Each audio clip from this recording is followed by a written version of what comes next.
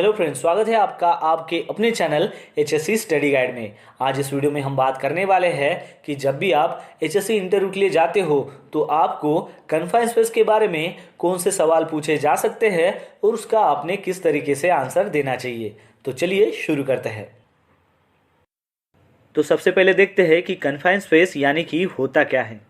तो confined space यानी कि ऐसा एरिया कि जहां पर लिमिटेड एक्सेस और इग्रेस होता है, यानी कि वो जो एरिया है वो पार्शियली इनक्लोज होता है, जहां पर ऑक्सीजन डिफिशियंसी या फिर ऑक्सीजन की इनरिचमेंट होने की संभावना ज़्यादा होती है। उसके साथ साथ जो फ्लैमेबल गैसेस है या फिर वेपर्स है वो वहां पर एक्यूमुलेट होने के चांसेस बढ़ जाते हैं। और ये जो कन्फाइंड स्पेस है ये कंटिन्यूअस ह्यूमन ऑक्यूपेंसी के लिए डिज़ाइन नहीं किया गया रहता है। इसका मतलब ये है कि ये जो कन्फाइंड स्पेस है ये रेगुलर काम करने के लिए डिज़ाइन नहीं किया गया रहता है, लेकिन फिर भी वहाँ पर वर्कर को या फिर एम्प्लॉय को वहाँ पर जाकर कुछ काम करने होते हैं, जैसे कि इंस्पेक्शन होना, क्लीनिंग होना, मेंटेनेंस होना या फिर कोई रिपेयर होना। कन्फाइंड स्पेस में छोटी सी ओपनिंग होती है जहाँ पर आपको एंट्री करने के लिए उसका इस्तेमाल करना पड़ता है, लेकिन उस एंट्री के वक्त आपका जो बॉडी पार्ट है वो वहाँ पर टच भी हो सकता है या फिर एग्जिट के दौरान आपको डिफ़िकल्टी हो सकती है। तो उस वक्त आपको रेस्क्यू प्रोसीजर के कंप्लायंस पता होना बहुत ही ज़रूरी है। तो चलिए देखते हैं कि कन्फाइंड स्पेस के हज़ार्ड्स क्या है। तो सबसे पहला हज़ार्ड है प्रेजेंस ऑफ टॉक्सिक गैसेस, तो यानी कि जहरीली गैसेस वहाँ पर प्रेजेंट हो सकती है, वो एक खतरा है। सेकंड है फायर एंड एक्सप्लोजन, यानी कि कन्फाइंड स्पेस में फायर एंड एक्सप्लोजन भी हो सकता है, वो भी एक हज़ार्ड है। थर्ड आता है पुअर वेंटिलेशंस। कन्फाइंड स्पेस चारों तरफ से जब क्लोज हो जाता है तो वहाँ पर नेचुरल एयर नहीं मिलती, जिसके कारण आपको प्रॉपर वेंटिलेशन नहीं मिलता, यानी कि पुअर वेंटिलेशंस, वो भी एक हज़ार्ड है। उसके बाद है पुअर इल्यूमिनेशंस। चारों ओर से कन्फाइंड स्पेस क्लोज होने के बाद वहाँ पर अंधेरा छा जाता है, जिसकी वजह से आपको दिखाई नहीं देता है, यानी कि पुअर इल्यूमिनेशंस, यानी कि वो भी एक हज़ार्ड है। फिर है ऑक्सीजन डिफिशियंसी। जैसे ही आप कन्फाइंड स्पेस में जाते हो तो वहाँ पर ऑक्सीजन की मात्रा कम होने के चांसेस भी हो सकते हैं। फिर आता है ऑक्सीजन एनरिचमेंट। जैसे मान लो ऑक्सीजन की मात्रा कन्फाइंड स्पेस में कम हो सकती है, वैसे ही ऑक्सीजन की मात्रा बढ़ भी सकती है। फिर आता है इम्प्रॉपर एक्सेस और इग्रेस, यानी कि जैसे ही आप कन्फाइंड स्पेस में काम करने के लिए जाते हो तो वहाँ पर बहुत ही लिमिटेड एक्सेस और इग्रेस अवेलेबल होता है, तो वो भी एक हज़ार्ड है। उसके बाद है सफोगेशंस, यानी कि नेचुरल एयर न होने के कारण वहाँ पर आपको सफोगेशन भी हो सकता है। फिर उसके बाद है एक्सट्रीम टेम्परेचर, यानी कि वहाँ पर बहुत ज़्यादा टेम्परेचर भी हो सकता है। चलिए अब बात करते हैं कि जब भी आपको कन्फाइंड स्पेस में काम करना हो तो आपको क्या प्रिकॉशंस लेना बहुत ही ज़रूरी है। तो सबसे पहले आपको कन्फाइंड स्पेस में काम करने के लिए PTW चाहिए। PTW यानी कि परमिट टू वर्क। उसके बाद जो भी पर्सन्स को कन्फाइंड स्पेस में काम करना है उन सभी के पास कन्फाइंड स्पेस एंट्री ट्रेनिंग होना बहुत ही ज़रूरी है।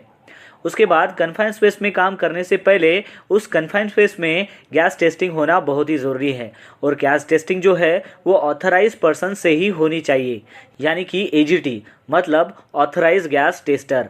उसके बाद जब भी आपको कन्फाइंड स्पेस में काम करना है तो वहाँ पर होल वॉचर होना बहुत ही ज़रूरी है, जिसके पास एंट्री और एग्जिट लॉक शीट रहेगी।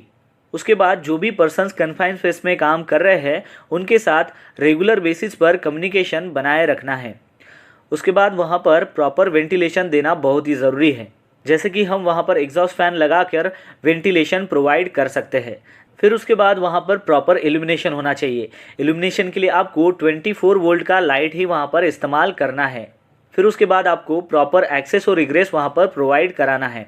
फिर उसके बाद इमरजेंसी रेस्क्यू प्लान वहाँ पर जितने भी पर्सन्स काम कर रहे हैं उन सबको पता होना चाहिए, मतलब इमरजेंसी के वक्त आपको क्या सावधानी बरतनी है उस सब के बारे में उन सभी को पता होना चाहिए।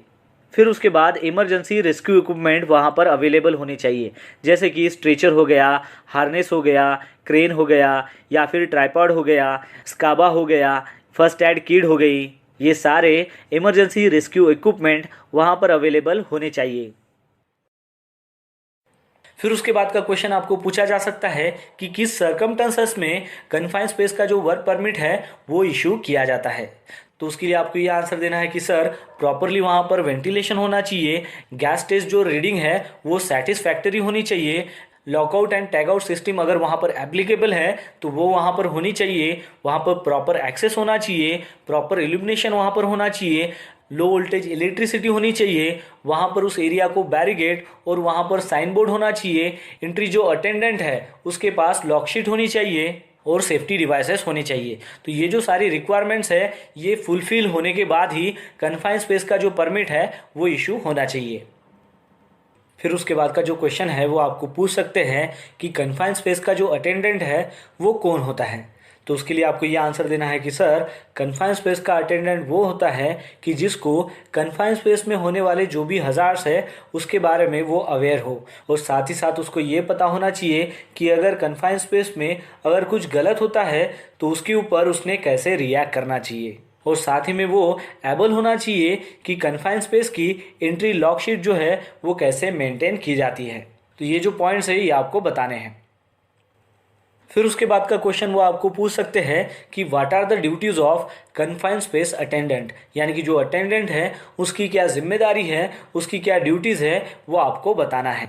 तो उसके लिए आपको ये आंसर देना है कि sir confined space entry attendant जो है वो रिस्पॉन्सिबल होता है कि कन्फाइंड स्पेस में जो भी पर्सन्स इंट्रेंस के थ्रू गए हैं उस इंट्रेंस सेफ्टी के लिए ये जो अटेंडेंट है ये ऑलवेज प्रेजेंट होना चाहिए कि जहाँ कहीं भी पर्सन्स काम करने के लिए कन्फाइंड स्पेस के अंदर गए हैं अटेंडेंट ने मेंटेन करना है और अपडेटेड करना है एंट्री लॉकशीट को। फिर उसके बाद है कि अटेंडेंट ने कंटिन्यूअस कम्युनिकेशन रखना है इंटर्न के साथ में। फिर उसके बाद है कि कन्फाइंड स्पेस की जो भी कंडीशन है उसको मॉनिटर करना है ताकि सेफ वर्किंग जो एटमॉस्फेयर है वो इंश्योर हो सके। फिर उसके बाद उसने देखना है कि कोई भी अनऑथराइज पर्सन्स उस कन्फाइंड स्पेस पे एंट्री नहीं करना चाहिए।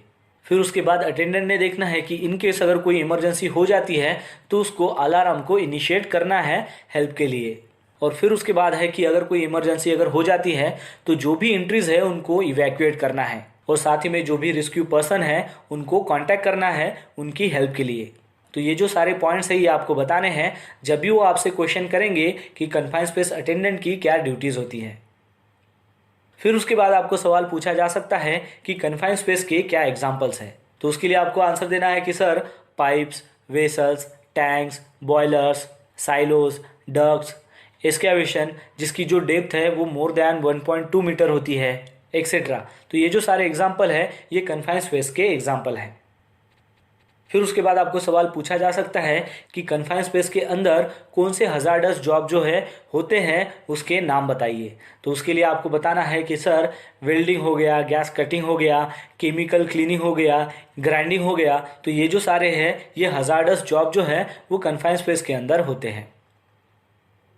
फिर उसके बाद आपको ये सवाल पूछा जा सकता है कि कॉम्पिटेंट पर्सन कौन होता है।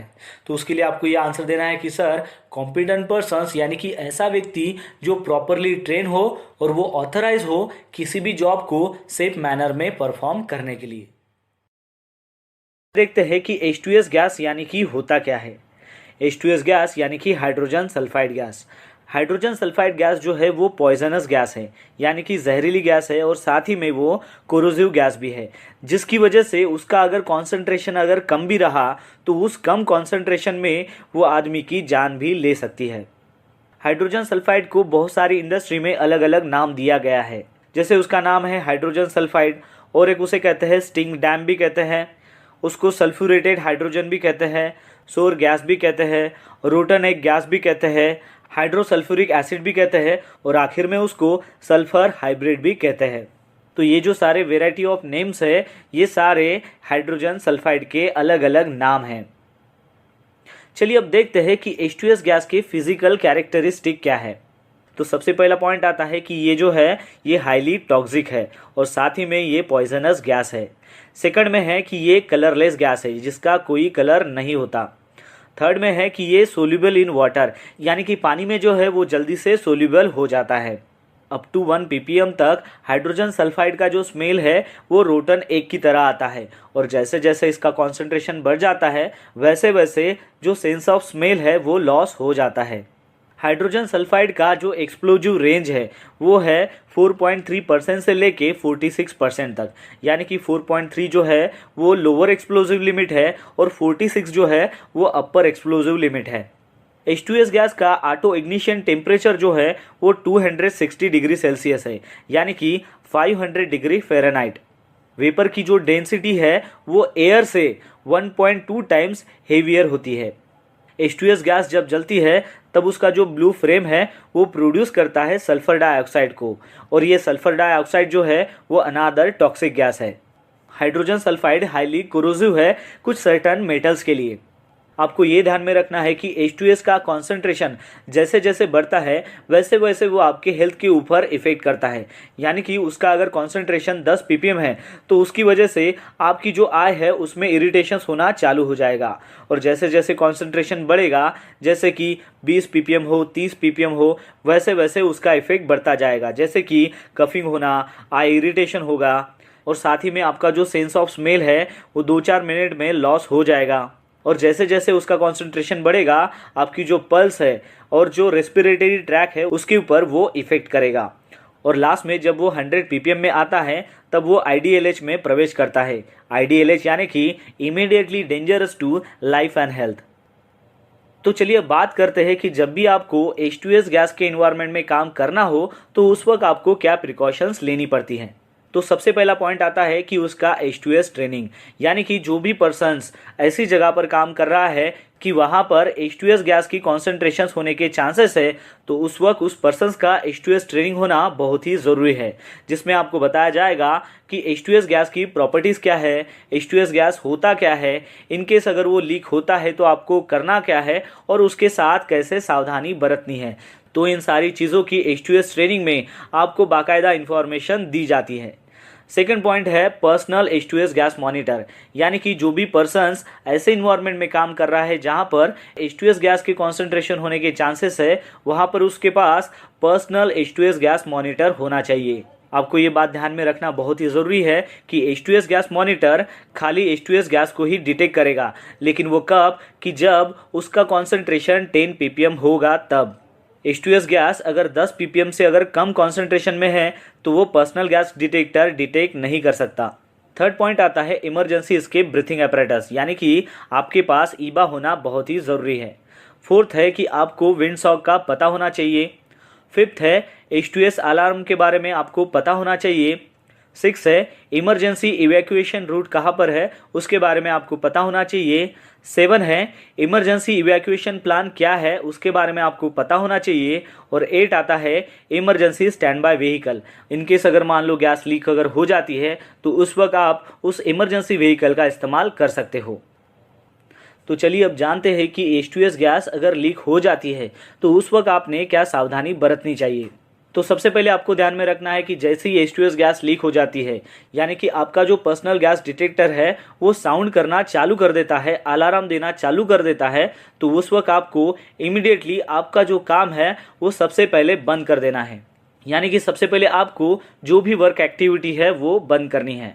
फिर उसके बाद आपके पास जो भी इक्विपमेंट रनिंग कंडीशंस में है उसको अगर आप ऑफ कर सकते हो तो आपको उसको करना है, अदरवाइज आपको उसे नहीं करना है। उसके बाद आपको विंड सॉक की तरफ देखना है ताकि आपको पता चल सके कि विंड का डायरेक्शन किस तरफ है। फिर आपको विंड सॉक की वजह से जैसे ही आपको विंड डायरेक्शन पता चल जाता है तो सबसे पहले आपको विंड का जो क्रॉस डायरेक्शंस है उस तरफ जाना है। और कब तक कि जब तक आपका जो पर्सनल गैस मॉनिटर है वो अलार्म करता रहेगा तब तक। जैसे ही वो अलार्म बंद हो जाएगा और फिर देखना है कि असेंबली पॉइंट कहाँ पर है। फिर आप जैसे ही असेंबली पॉइंट में पहुंच जाते हो वहाँ पर आपको हेड काउंट करना है। उसके बाद आपको इमरजेंसी कॉन्टैक्ट नंबर पर इंफॉर्मेशन देनी है कि यहाँ पर H2S लीक हो गया है और वहाँ पर हमने इवैक्यूएशन प्रोसेस स्टार्ट कर दी है। जब आप वहाँ पर हेड काउंट करते हो और आपने देखा कि कोई जो पर्सन्स है वो वहाँ पर नहीं आया हुआ है, वो मिसिंग है, तो उस वक्त आपको इमरजेंसी कॉन्टैक्ट नंबर पर ये इन्फॉर्मेशन देनी है कि यहाँ पर एक जो पर्सन्स है या फिर 2 पर्सन्स है वो मिसिंग है और उसके लिए आपको रेस्क्यू टीम भेजना है। डिफरेंट टाइप्स ऑफ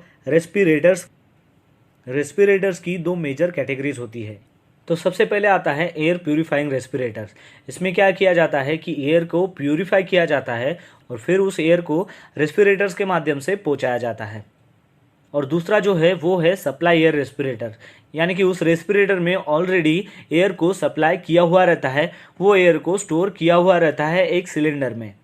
तो चलिए देखते हैं कि एयर प्यूरिफाइंग रेस्पिरेटर में और कौन सी कैटेगरीज आती है। तो पहला है air purifying disposable particulate mask, यानी कि ऐसा मास्क जो एयर को प्यूरिफाई करेगा और बाद में उसका यूज़ होने के बाद आप उसको डिस्पोज भी कर सकते हो।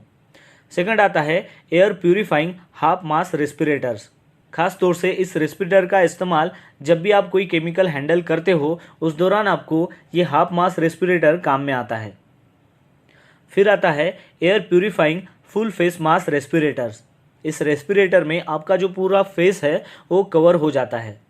फिर आता है गैस मास्क, जहाँ पर भी मान लो कि गैस लीकेज हुई है और वहाँ पर इमरजेंसी में कुछ काम करना है तो उस दौरान आपको गैस मास्क का इस्तेमाल करना है। फिर आता है पावर एयर प्यूरिफाइंग रेस्पिरेटर्स, यानी कि उस रेस्पिरेटर में पावर के माध्यम से एयर को प्यूरिफाई करके आपको एयर सप्लाई की जाती है। फिर सेकंड आता है सप्लाई एयर रेस्पिरेटर्स, यानी कि उस रेस्पिरेटर में ऑलरेडी जो एयर है वो सप्लाई की रहती है, स्टोर की रहती है एक सिलेंडर के माध्यम से। तो उसमें आता है एयरलाइन रेस्पिरेटर्स। फिर आता है ईबा, यानी कि emergency escape breathing apparatus। ईबा cylinder में एयर को स्टोर किया हुआ रहता है। उसका इस्तेमाल जब भी मान लो कोई गैस लीक हो जाती है और इमरजेंसी सिचुएशन में आपको वहाँ से एस्केप होना होता है, उस दौरान आपको ईबा का इस्तेमाल करना पड़ता है। ईबा का इस्तेमाल आप 15 मिनट तक कर सकते हो। फिर उसके बाद आता है स्काबा, यानी कि सेल्फ कंटेन ब्रीथिंग apparatus। स्काबा में भी एक सिलेंडर होता है जिसमें एयर जो है ऑलरेडी सप्लाई की हुई रहती है और स्काबा का जो यूज़ है वो पर्सन्स को रेस्क्यू करने के लिए किया जाता है। स्काबा जो है वो 45 मिनट तक आप यूज़ कर सकते हो। देखते हैं कि स्काबा क्या होता है। स्काबा का फुल फॉर्म होता है सेल्फ कंटेन ब्रीथिंग apparatus। खास तौर से इसका जो इस्तेमाल है वो फायर फाइटर्स या फिर हैजमैट यूनिट की तरफ से किया जाता है। जब भी आप कोई ऑयल एंड गैस या फिर कंस्ट्रक्शन में काम करते हो तो वहाँ पर कन्फाइंड स्पेस का काम होता है, तो वहाँ पर भी स्काबा का इस्तेमाल किया जाता है इन केस ऑफ इमरजेंसी में किसी भी पर्सन्स को रेस्क्यू करने के लिए। और उसके लिए बाकायदा रेस्क्यू टीम होती है जो वेल क्वालिफाइड होती है और ट्रेन होती है और उनको पता होता है कि स्काबा का इस्तेमाल कैसे करना है जब भी इमरजेंसी में या फिर कन्फाइंड स्पेस में किसी पर्सन्स को रेस्क्यू करना हो। तो चलिए अब बात करते हैं स्कूबा के बारे में। तो स्कूबा का फुल फॉर्म होता है self contain under water breathing apparatus। और देखा जाए तो स्कूबा और स्काबा जो है वो सिमिलर ही होता है, लेकिन स्कूबा का जो यूज है वो अंडर वाटर किया जाता है। चलिए जानते हैं कुछ पॉइंट्स की इन दोनों में क्या डिफरेंस है।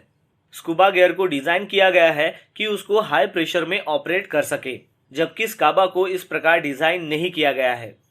अगर आप एक फायर फाइटर की बात करें तो उनके मुताबिक स्काबा का जो टैंक्स है वो बहुत ही लाइटर है as compared to scuba tanks. और स्काबा टैंक्स में क्या होता है कि उसमें अमाउंट ऑफ जो गियर है वो बहुत ही कम होते हैं, जिसकी वजह से फायर फाइटर्स जो है उसको इजीली कैरी कर सकता है। जबकि अगर हम बात करें स्कूबा टैंक्स की तो उसका जो टैंक का वेट होता है वो लिटिल बिट एक्स्ट्रा वेट होता है एज कम्पेयर टू स्काबा टैंक, क्योंकि स्कूबा का जो इस्तेमाल है वो अंडर वाटर किया जाता है और वहां पर जब आप डाइविंग करते हो तो उसका अगर मान लो लिटिल बिट एक्स्ट्रा वेट भी है तो जब भी आप अंडर वाटर जाते हो डाइविंग के थ्रू तो वो आपको नीचे जाने में हेल्प करता है।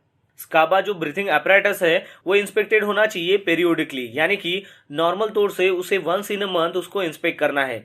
लेकिन आपको ध्यान में रखना है कि जैसे ही आपने वन टाइम उसका यूज किया तो दोबारा उसको आपको चेक करना है। सेम प्रोसीजर आपको फॉलो करनी है स्कूबा में भी। वहां पर भी आपको उसका पेरियोडिकली इंस्पेक्शन करना है और साथ में वंस इन अ मंथ उसका इंस्पेक्शन आपको करना है। और जब भी आप उसका वन टाइम यूज करते हो तो वन टाइम यूज करने के बाद उसको आपको बाकायदा चेक करना है। चलिए अब जानते हैं कि इसके कंजम्पशन कैलकुलेशन के बारे में कि हम कितना अगर उसका वॉल्यूम हो तो हम उसको कितने टाइम पीरियड तक उसको कंज्यूम कर सकते हैं। सबसे पहले आपको ध्यान में रखना है कि जो भी स्काबा होता है या फिर स्कूबा होता है उसकी जो टैंक होती है उसमें एयर भरा हुआ होता है और उसको अगर हमें मेजर करना हो तो वो हमें वॉल्यूम में मेजर करना पड़ता है कि कितने वॉल्यूम में ये टैंक के अंदर एयर है। अब मान लीजिए कि आपने स्काबा पहन लिया तो जब आप 1 मिनट तक अपनी सांसें लेते हो तो उसके लिए आपको कितने एयर की जरूरत होती है, तो वो होती है 1.5 क्यूबिक फीट। यानी कि 1.5 क्यूबिक फीट अगर उसमें एयर है उस वॉल्यूम में तो आप इजीली उस एयर को 1 मिनट तक ले सकते हो। तो चलिए अब देखते हैं कि जैसे हमने देखा कि 1 मिनट के लिए 1.5 क्यूबिक फीट एयर रिक्वायर होती है। तो वैसे ही देखते हैं कि 30 मिनट के लिए कितनी रिक्वायर है। तो 30 मिनट के लिए वो कितनी रिक्वायर हो जाएगी, 1.5 multiply by 30 is equal to 45 cubic feet. यानी कि 45 क्यूबिक फीट अगर उसमें एयर है तो उसका इस्तेमाल हम 30 मिनट तक कर सकते हैं। आपको ये ध्यान में रखना है कि ये जो ब्रीथिंग apparatus है इसको प्रेशर गेज लगा हुआ रहता है, और उस प्रेशर गेज में आपको ये ध्यान में रखना है कि जितना प्रेशर उसमें दिखा रहा है, यानी कि जितना प्रेशर उसमें लेफ्ट है, उसका मतलब ये होता है कि उसमें वॉल्यूम ऑफ एयर कितना है, जिसके जरिए हम इजीली पता कर सकते हैं कि कितना टाइम तक हम इसका इस्तेमाल कर सकते हैं। और एक बात आपको यहाँ पर ध्यान रखनी है कि प्रेशर गेज में अगर मान लो 100 बार उसका प्रेशर दिखा रहा है तो वो 15 मिनट तक आप उसका इस्तेमाल कर सकते हो। अगर उसका प्रेशर 200 दिखा रहा है तो उसका इस्तेमाल आप 30 मिनट तक कर सकते हो, और उसमें अगर प्रेशर 300 दिखा रहा है तो उसका इस्तेमाल आप 45 मिनट तक कर सकते हो। फिर उसके बाद आपको सवाल पूछा जा सकता है कि आपको अगर कन्फाइंड स्पेस के बारे में टीबीटी देना हो तो उस टीबीटी के दौरान आप कौन से पॉइंट्स जो है वो इंक्लूड कर सकते हो। तो सबसे पहले आपको बताना है कि कन्फाइंड स्पेस यानी कि होता क्या है। कन्फाइंड स्पेस यानी कि ऐसी जगह जो खास तौर से इनक्लोज हो जाती है लेकिन वो पूरी तरीके से इनक्लोज नहीं होती है। वहां पर क्या होता है कि उस कन्फाइंड स्पेस में हजार्डस जो कंडीशंस है या फिर जो सब्सटेंसेस है वो अवेलेबल हो सकते हैं, जिसके कारण सीरियस इंजरी होने के चांसेस बढ़ जाते हैं। जैसे कि वो जो हजार्डस कंडीशंस है या फिर सब्सटेंस है वो क्या हो सकता है कि जैसे कि लैक ऑफ ऑक्सीजन हो गया, यानी कि ऑक्सीजन की जो है वो कमी वहां पर हो सकती है। पुअर एंट्री एंड एग्जिट हो सकता है, यानी कि कन्फाइंड स्पेस में जाने का जो रास्ता है और जो आने का रास्ता है वो अच्छी कंडीशन में नहीं हो सकता है। और फिर उसके बाद है चेंज ऑफ टेम्परेचर, यानी कि जब भी आप कन्फाइंड स्पेस में काम करने के लिए जाते हो तो वहां का जो टेम्परेचर है वो चेंजेस होते रहता है, क्योंकि बाहर का जो टेम्परेचर है यानी कि जो नॉर्मल टेम्परेचर है कन्फाइंड स्पेस के बाहर में, तो वो टेम्परेचर अलग होता है, और जब आप कन्फाइंड स्पेस के अंदर में जाते हो तो वहां का जो टेम्परेचर है वो बढ़ जाता है। तो ये बात आपको बतानी है जब भी आप टीबीटी लोगे। तो सबसे पहले है उसका डेफिनेशंस, यानी कि कन्फाइंड स्पेस होता क्या है। उसके बाद आपको बताना है कि ये जो कन्फाइंड स्पेस है ये कहाँ कहाँ हो सकता है, यानी कि वो जगह क्या हो सकती है। तो उसके कुछ एग्जाम्पल आपको बताने हैं, जैसे कि साइलोज हो गया, वैट्स हो गया, हॉपर्स हो गया, यूटिलिटी वॉल्स हो गया, टैंक्स हो गया, वाटर सप्लाई टावर्स हो गए, सेवर्स हो गए, पाइप्स हो गए, एक्सेस शाफ्ट्स हो गए, ट्रक या फिर रेल टैंक कार्स हो गई, मैनहोल्स हो गए, पंप स्टेशंस हो गए, मैन्योर पिट्स हो गए, स्टोरेज बिन्स हो गए। तो ये जो सारे एग्जाम्पल है ये सारे कन्फाइंड स्पेस के एग्जाम्पल है। ये सारे एग्जाम्पल आपको वर्कर लोगों को बताना है। फिर उसके बाद आपको बताना है कि ये कन्फाइंड स्पेस में जब भी आप काम करोगे तो उसमें क्या क्या खतरा हो सकता है, तो उसके हजार्ड्स आपको बताने हैं। तो उस हजार्ड्स में क्या क्या आएगा कि जैसे कि लैक ऑफ ऑक्सीजन हो गया, यानी कि ऑक्सीजन की कमी वहां पर हो सकती है। दूसरा हजार्ड है टॉक्सिक गैसेस, यानी कि जहरीली गैसेस। कन्फाइंड स्पेस में जब आप काम करोगे तो वहां पर जहरीली गैसेस की अवेलेबिलिटी होना बढ़ जाता है। तो जैसे कि H2S गैस है वो जहरीली गैस है, वो वहां पर मौजूद हो सकती है। फिर उसके बाद है फायर, यानी कि आग लगने का खतरा वो भी वहां पर हो सकता है। फिर उसके बाद है स्लिप एंड ट्रिप्स, तो वो भी हजार्ड वहां पर मौजूद हो सकता है। फिर उसके बाद है एक्सेस एंड इग्रेस, यानी कि आने का और जाने का जो रास्ता है वो भी एक खतरा हो सकता है। फिर उसके बाद आपको बताना है कि फ्री फ्लोइंग जो भी मटेरियल है वो भी वहां पर खतरा हो सकता है। तो ये जो सारे हजार्ड्स है ये भी आपको उनके साथ डिस्कस करना है। फिर उसके बाद आपको बताना है कि कन्फाइंड स्पेस की क्या रिक्वायरमेंट होती है, यानी कि वहां पर किस कंडीशंस में आपको काम करना चाहिए और किस कंडीशंस में आपको काम नहीं करना चाहिए। तो वो बातें भी आपको बतानी है। जैसे कि सबसे पहले आपको बताना है कि किस कंडीशंस में उनको काम नहीं करना चाहिए। तो उसके लिए आपको बताना है कि नो परमिट नो वर्क, यानी कि अगर परमिट नहीं है तो वहां पर काम नहीं करना है। फिर सेकंड पॉइंट आता है उसका इनकॉम्पिटेंट, यानी कि कॉम्पिटेंट अगर पर्सन नहीं है तो वहां पर काम नहीं करना है। थर्ड पॉइंट है कि अगर वहां पर गैस टेस्ट अगर परफॉर्म नहीं की गई है तब भी वहां पर काम नहीं करना है। फिर है नो वेंटिलेशंस, यानी कि वहां पर अगर वेंटिलेशंस नहीं है तब भी काम नहीं करना है। फिर है कि नो इबा अवेलेबल, यानी कि इमरजेंसी एस्केप ब्रीथिंग अपैरेटस अगर वहां पर अवेलेबल नहीं है तब भी आपको काम नहीं करना है। फिर है उसके बाद एक्सट्रीम टेम्परेचर, यानी कि टेम्परेचर बहुत ही ज्यादा है तब भी उस कंडीशंस में कन्फाइंड स्पेस में आपको काम नहीं करना है। उसके बाद है नो एक्सेस एंड इग्रेस, यानी कि जाने का रास्ता और आने का रास्ता अगर वहां पर अवेलेबल नहीं है, प्रॉपर नहीं है, तब भी आपको वहां पर काम नहीं करना है।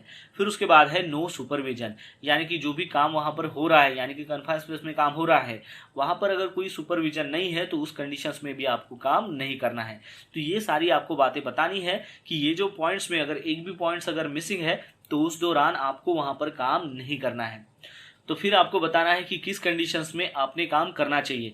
तो उसके लिए PTW अप्रूव होना चाहिए, जो भी काम होने वाला है उसके लिए कॉम्पिटेंट पर्सन्स होने चाहिए, जो भी पर्सन्स वहाँ पर काम के लिए इन्वॉल्व है उन सभी के पास में पर्सनल गैस मॉनिटर होना चाहिए, फिर उसके बाद वहाँ पर गैस टेस्ट परफॉर्म होना चाहिए, फिर है कि वहाँ पर प्रॉपर वेंटिलेशन होना चाहिए, फिर उसके बाद है कि जो भी पर्सन्स वहाँ पर काम करेंगे उन सभी के पास ईबा अवेलेबल होना चाहिए।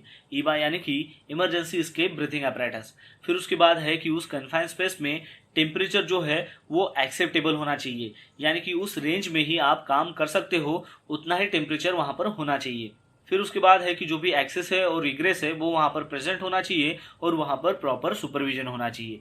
तो ये जो सारे पॉइंट्स हैं जब वो वहाँ पर क्लियर होंगे तभी आपको कन्फाइंड स्पेस में काम करना है। तो ये सारी बातें आपको TBT के दौरान वर्कर लोगों को बताना है। फिर उसके बाद आपको क्वेश्चन पूछा जा सकता है कि TLV क्या होता है, TWA क्या होता है, STEL क्या होता है, IDLH क्या होता है, OEL क्या होता है, ऑटो इग्निशन टेम्परेचर क्या होता है, इनर्ट गैस यानी कि नोबल गैस क्या होती है, LEL के बारे में कि UEL क्या होता है। तो ये जो सारे वर्ड्स है को क्या कहते हैं और इनका मतलब क्या होता है। चलिए अब जानते हैं कि TLV क्या होता है। TLV यानी कि थ्रेशोल्ड लिमिट वैल्यू। इसमें क्या होता है कि जो भी गैस है उसका जो कॉन्सेंट्रेशन है कि जिसमें जो भी पर्सन है वो कंटिन्यूअस काम कर सकता है कुछ पीरियड ऑफ टाइम तक, यानी कि वो जो गैस है वो एक्सपोज कर सकता है कुछ पीरियड ऑफ टाइम तक, कि जिसकी वजह से उतने टाइम में अगर वो काम करेगा तो उसको कोई भी इरिटेशन नहीं होगा या फिर उसके ऊपर कोई भी क्रोनिक इफेक्ट नहीं होगा और उसके कोई भी टिश्यू के ऊपर कोई भी डैमेज नहीं होगा और उसकी जो वर्क एफिशिएंसी है उसके ऊपर भी कोई इफेक्ट नहीं होगा। तो हमें जानना है कि उसकी थ्रेशोल्ड लिमिट वैल्यू क्या है। चलिए अब देखते हैं कि TWA क्या है। TWA यानी कि टाइम वेटेड एवरेज। तो TWA क्या होता है कि एयर में जो कंटेमिनेंट है उसमें गैस का जो कॉन्सेंट्रेशन है वो इतना होता है कि वहां पर अगर मान लो पर्सन्स काम कर रहा है कंटिन्यूअस 8 घंटे तो उसका जो इफेक्ट है उसके बॉडी के ऊपर नहीं होता, जिसे हम उसका नॉर्मल वर्किंग हावर्स कहते हैं। मतलब उस गैस का जो कॉन्सेंट्रेशन है उसमें पर्सन्स काम कर सकता है विदाउट रेस्पिरेटरी प्रोटेक्शन का यूज करके, और वो कब करता है कि 8 आवर्स पर डे और 40 आवर्स पर वीक। तो एग्जांपल लेते हैं ताकि आपको अच्छे से समझ में आए। H2S गैस का अगर कॉन्सेंट्रेशन 10 ppm है तो उस 10 ppm में पर्सन्स 8 घंटे तक काम कर सकता है कि जिसकी वजह से उस गैस का उनके बॉडी के ऊपर कोई इफेक्ट नहीं होगा, जैसे कि कोई इरिटेशन नहीं होगा या फिर कोई क्रोनिक इफेक्ट नहीं होगा या फिर उसकी जो वर्क इफिशियंसी है उसमें कोई रिड्यूस नहीं होगा। चलिए अब देखते हैं कि STEL क्या है। STL यानी कि short term exposure limit. STL यानी कि कोई भी केमिकल उसका मैक्सिमम कॉन्सेंट्रेशन इतना होता है कि वो जो अगर मान लो वर्कर्स ने कंटिन्यूअसली 15 मिनट तक अगर एक्सपोज किया तो उसकी वजह से उसके ऊपर कोई भी हेल्थ इफेक्ट नहीं होगा या फिर उसकी जो वर्क इफिशियंसी है उसके ऊपर भी कोई इफेक्ट नहीं होगा और उसके सेफ्टी के ऊपर भी कोई इफेक्ट नहीं होगा। मतलब कि वो जो वर्कर है उस मैक्सिमम केमिकल कॉन्सेंट्रेशन में काम कर सकता है कंटिन्यूअसली 15 मिनट तक, कि जिसमें अगर वो काम करेगा तो उसका कोई भी इम्पैक्ट उसके हेल्थ के ऊपर नहीं होगा। एग्जाम्पल लेते हैं हाइड्रोजन सल्फाइड गैस। उसका अगर कॉन्सेंट्रेशन मान लीजिए कि 15 ppm है तो उस 15 ppm में वर्कर काम कर सकते हैं वो भी 15 मिनट तक, उससे ज़्यादा नहीं। उससे ज़्यादा अगर वो काम करेंगे तो उसका जो इम्पैक्ट है वो उसके हेल्थ के ऊपर पड़ेगा। चलिए अब जानते हैं कि IDLH क्या होता है। IDLH यानी कि immediate danger to life and health. IDLH में क्या होता है कि जो भी गैस है या फिर जो भी केमिकल्स है उसका मैक्सिमम कॉन्सेंट्रेशन इतना होता है कि जिसमें अगर मान लो वर्कर उस कॉन्सेंट्रेशन को अगर एक्सपोज करेगा तो उसका जो इफेक्ट है उसके हेल्थ के ऊपर पड़ेगा, यानी कि उसकी वजह से एडवर्स हेल्थ इफेक्ट्स होगी और हो सकता है कि उसकी वजह से उसकी जान भी चली जाएगी। एग्जाम्पल है हाइड्रोजन सल्फाइड गैस। उसका अगर कॉन्सेंट्रेशन 100 ppm अगर रहेगा तो वो IDLH में आएगा। IDLH यानी कि immediately dangerous to life and health, यानी कि उतने कॉन्सेंट्रेशन में उस आदमी की जान भी जा सकती है। चलिए अब जानते हैं कि OEL क्या होता है। OEL यानी कि ऑक्यूपेशनल एक्सपोजर लिमिट। अब OEL में क्या होता है कि जो एयरबोर्न कंटेमिनेंट है उसमें जो भी गैसेस है या फिर जो केमिकल्स है उसका जो मैक्सिमम कॉन्सेंट्रेशन होता है वो इतना होता है कि उसमें अगर मान लो वर्कर्स काम कर रहा है और वो एक्सपोज कर रहा है तो वो अलाउेबल लिमिट होती है उतने रेफरेंस टाइम तक, यानी कि एक सर्टेन टाइम होता है उतने तक ही उसकी अलाउेबल रेंज होती है। ऑटो इग्निशन टेम्परेचर क्या होता है? तो ऑटो इग्निशन टेम्परेचर यानी कि कोई भी जो सब्सटेंस है उसका जो लोवेस्ट टेम्परेचर है उसमें वो स्पॉन्टेनियसली इग्नाइट होते रहेगा एक नॉर्मल एटमॉस्फेयर में, कि जिसमें उसको एक्सटर्नल सोर्स ऑफ इग्निशन की ज़रूरत नहीं रहेगी और वो कंटिन्यूसली जो है वो इग्नाइट होते रहेगा। जैसे कि एग्जाम्पल है फ्लेम और स्पार्क, वो जो है एक लोवेस्ट टेम्परेचर में इग्नाइट हो जाता है और फिर वो कंटिन्यूसली इग्नाइट होते रहता है, उसे ऑटो इग्निशन टेम्परेचर कहते हैं। एग्जाम्पल है कि हाइड्रोजन सल्फाइड का ऑटो इग्निशन टेम्परेचर है 260 डिग्री सेल्सियस यानी कि 500 फ़ारेनहाइट। चलिए अब जानते हैं कि इनर्ट गैस, जिसे नोबल गैस भी कहते हैं, उसकी डेफिनेशन क्या है और वो होता क्या है। अब इनर्ट गैस और नोबल गैस में होता क्या है कि जो भी नोबल गैसेस है उसमें क्या होता है कि केमिकल एलिमेंट्स का ग्रुप होता है जिसकी सिमिलर प्रॉपर्टीज होती है एक स्टैंडर्ड कंडीशंस में। जैसे कि वो सभी केमिकल जो एलिमेंट्स है वो ओडरलेस है या फिर कलरलेस है या फिर मोनो एटॉमिक गैसेस है कि जिसकी बहुत ही कम केमिकल रिएक्टिविटी है। तो चलिए देखते हैं कि इसका एग्जाम्पल क्या है ताकि आपको समझने में आसानी हो। तो हम यहाँ पर 6 नोबल गैसेस देखते हैं कि जो ओडरलेस है, कलरलेस है, कि जिसका मोनो एटॉमिक गैसेस है जिसके साथ में बहुत ही कम केमिकल रिएक्टिविटी है। तो एग्जाम्पल है helium, neon, argon, krypton, xenon और रेडियो एक्टिव रेडॉन। देखते हैं कि एलईएल क्या होता है। एलईएल यानी कि लोअर एक्सप्लोजिव लिमिट। तो लोअर एक्सप्लोजिव लिमिट यानी कि जिसका मिनिमम कॉन्सेंट्रेशन है उसको आग लगने के लिए अगर उसको सोर्स ऑफ इग्निशन अगर प्रोवाइड किया जाए तो उस कॉन्सेंट्रेशन में वो आग पकड़ लेती है, यानी कि वो उसका लोअर एक्सप्लोजिव लिमिट हो गया। एग्जाम्पल लेते हैं कि हाइड्रोजन सल्फाइड, उसका एलईएल है 4.3%। इसका मतलब ये है कि 4.3% में उसको अगर मान लो सोर्स ऑफ इग्निशन मिल गया तो वो इग्नाइट होगा, यानी कि वो जल जाएगा। यूएल, अब यूएल यानी कि अपर एक्सप्लोजिव लिमिट। तो अपर एक्सप्लोजिव लिमिट में क्या होता है कि उसका हायर कॉन्सेंट्रेशन होता है उस फ्यूल का या फिर उस गैस का या फिर उस लिक्विड का, कि जहां पर सोर्स ऑफ इग्निशन अगर मिल गया तो वो वहां पर इग्नाइट होगा, यानी कि जल जाएगा। तो चलिए एग्जाम्पल लेते हैं। हाइड्रोजन सल्फाइड का यूएल यानी कि अपर एक्सप्लोजिव लिमिट है 46%। इसका मतलब ये है कि उसका हाईएस्ट कॉन्सेंट्रेशन है 46%, तो वहां तक वो जलेगा।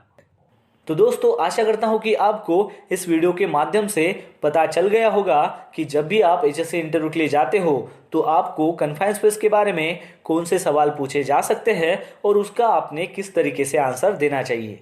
तो बस आज के लिए इतना ही, मिलते हैं नेक्स्ट वीडियो में एक नए टॉपिक के साथ में। तब तक के लिए टेक केयर, बाय बाय।